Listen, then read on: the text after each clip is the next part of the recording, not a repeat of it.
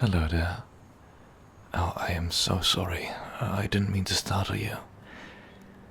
Well, you see, you had your headphones on, and to be honest, I wasn't really sure how to get your attention other than stepping in front of you. It's just, well, I saw you in the shop earlier with your books. I believe you were sitting by the window. Yeah, hi. No, I don't think we've met before. No, it's nothing like that. The reason I stopped you is because I want to get to know you. Look, I promise to you that I am not some random lowlife. I actually live nearby. I just happen to be headed the same way as you. And when I saw you walk away from the shop, I thought to myself, if you're going to gather enough courage to start a conversation with her, then this might be a lucky day. I'd be a fool not to seize this opportunity. Well, I want to ask you, do you mind if I walk with you for a bit?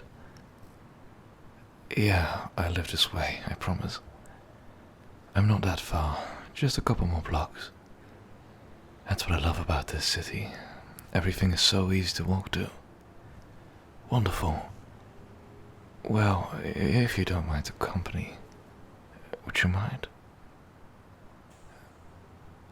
Oh, you're right. I haven't. My name is Kiara. Yeah, it's an old name, used in the family. Could I have the pleasure of knowing yours? That's a really lovely name. Well, shall we continue our walk? I know. I should have said something in the shop, instead of chasing you down out here. I completely understand what it must feel like to have a strange man chase after you at night. Stop you out of the blue. But to be fair, it was a shock to see you. As I went by, I just happened to catch a glimpse of you through the glass. And I thought to myself, who is this? And I stopped and wondered what I should do. I didn't have any reason to go inside. I had no business in there. But I went inside, and I saw you for the first time, without any barriers between us. And the urge to go near you, to be near you, grew stronger. It was like seeing something you had read about, but never witnessed in person. Like having someone describe what a bolt of lightning is, and then knowing what it feels like to have a crack of lightning shatter the sky and strike a tree in your presence. I can't define it. I'm so sorry. I suppose I'm a bit of a poet sometimes. It must be in my nature. No, you wouldn't have seen me in the shop. Well, your book must have been quite fascinating. You appeared so focused, so enraptured, peaceful, sitting there, with your headphones on, completely shut off from the external world, just you and your story. And so I sat at the chair across from you. And it's somewhat embarrassing to admit, but I just couldn't stop staring at you. I didn't want to disturb you, of course, so I just sat there and waited, and watched. I'm sorry, that sounds incredibly intrusive. I don't mean to offend you or to be discautious. It was simply how charming you looked. So pretty with your book, your hand under your chin, your untouched tea sitting cold on the table. I studied the angle of your jaw, the shape of your nose, watched your eyes as they flicked through the lines of the page, watched them grow wide with surprise, watched brows furrowing with concern. Your lips parted ever so slightly. I saw your breath quicken, felt your heartbeat raise. I heard you sigh ever so slightly, And then, that's when it hit me. Those eyes. I recognize those eyes anywhere. It's not the color or the shape of your eyes, but the spirit within them, the force behind them. I realized in that moment that it was not you that called me to your side, but that force. You don't recognize me, do you? You don't recognize what I am. You didn't see me in the shop because I didn't let you see me. I didn't allow it until just now, when I wanted you to see me. But now that you have, and I know what you are, you will be coming with me. I am sorry, dear, but I am not joking. You have fey blood in you, magic given to you from some distant ancestor. At best, it was a human with the light of a fairy, or a half-blooded mongrel child of a fey, and at worst, it was a filthy human thief who took what was not freely given. No matter the source or the reason, I intend to reclaim that magic, as is my right.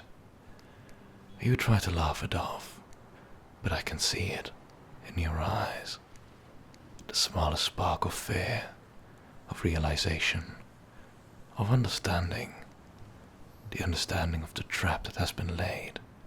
That you are already caught in. That book in your hand. A charming fantasy. A fairy tale. Stories like to paint the Fae as living separate from mankind. But it has never been that way. I wouldn't even call it living side by side. No, it's more like one world laying on top of another. Our world was the dominant force. Long ago. Humans lived in fear of us, trembled beneath us. We stole their children, took their daughters and sons to our beds. We slaughtered any who tried to stop us, bewitched them, cursed them, we drove them mad. And the humans? They loved us for it. They worshipped us. They built shrines, gave offerings, whispered prayers under their breath to protect themselves against us. Not the way I look it. I am no human, and neither are you, not fully at least. I am of royal blood, a descendant of the Fey kings who ruled your people with an iron fist in ages past. My blood sings with power, and a small part of you that is of my blood knows this and will submit to my influence. You are powerless against it. The tiny bit of magic that runs through your veins is a gift that you are not even aware of. Untapped potential. It's a waste. The time to harvest the offerings so recklessly given in the past has come. I cannot say what will become of you, though. You cannot return to your old life. That much is certain. You may stay to serve me, for I do find you pleasing at the moment. You are quiet. You have an internal world that feels larger than the rest of the common folk. Almost as if you're lost in there, adrift in sea. But if I were to look in your eyes again, yes, that's it. Push you, press your back to the wall here. Hold your arms pinned to the side. There you are. Look up at me. Look at me. Don't look over there. Stay with me. No one can see us because I won't allow them. There's no one else here. I want to see your eyes. There's that power, that flash of light, and something else. Defiance. Maybe. Or is it? Could it be desire? Both, I hope. I can see your breathing change when I push you against the wall, your chest moving with each breath. And if I were to get closer, if I were to bend towards you, my lips brushing against your cheek. to slip one hand one lower around your waist as the other hand drills up your arm, fingers tracing the curvature of your shoulders, resting a moment on your soft neck. Let you feel the strength in my hands, how fragile and small you are, how easy it would be to break you. And if I were to move my hand into your hair, grabbing and pulling your hair back abruptly so that your face looks up, staring directly into mine, what a delightful little sound you make. I have decided to take you to my bed, as is my right as Prince Gyaran, Hailsten of the Fae.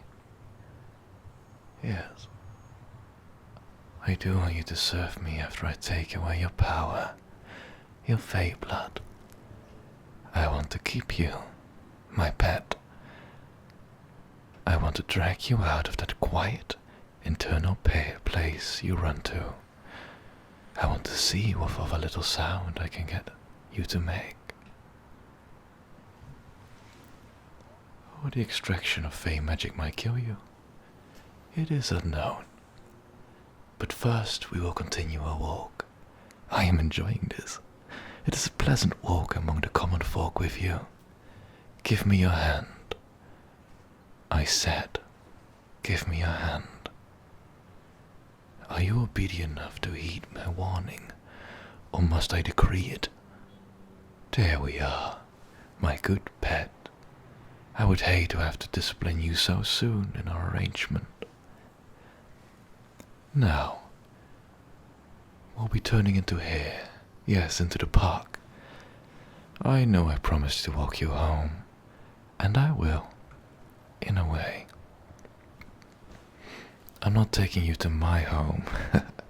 No, I don't live in the park. Were you not paying attention?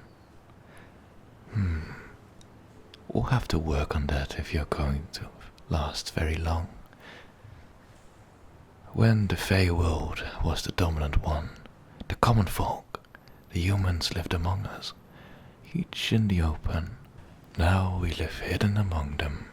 The human world is a great beast which threatens to consume us all, forcing solitary creatures, the Nock and the Spiderkin, to the forest and seas, caves and other such obvious surroundings, but also forcing us to unfamiliar places, within the alleyways, the basements, the underground, the abandoned buildings. They're all such creatures. Some are friendly, most are not, all of them dangerous, and once you're aware of their presence, it gives them an awareness of you as well. Even now, if I were to release you, it would be too late. They can sense that you are different, and you've already started to slip between the two worlds. Eventually you'll be lost to the other side. There are other places hidden by magic still, where many Fae gather in one area, or one powerful Fae such as a noble, a prince like myself. We can shield ourselves from the human eye. No, the park contains a barrier to the other side, to my home. One world laying on top of another. Because of what you are, eventually you will be able to see it all. Until I strip you of your power. The barrier's through here. Do you hesitate? Don't you trust me? You won't be able to see it, but maybe you can feel it. Here, if I stand behind you, my arm's on your wrist, or your arm in front of you, do you feel it? The warmth on your fingers. That is the barrier. Now come. We have much to discuss before the night is through.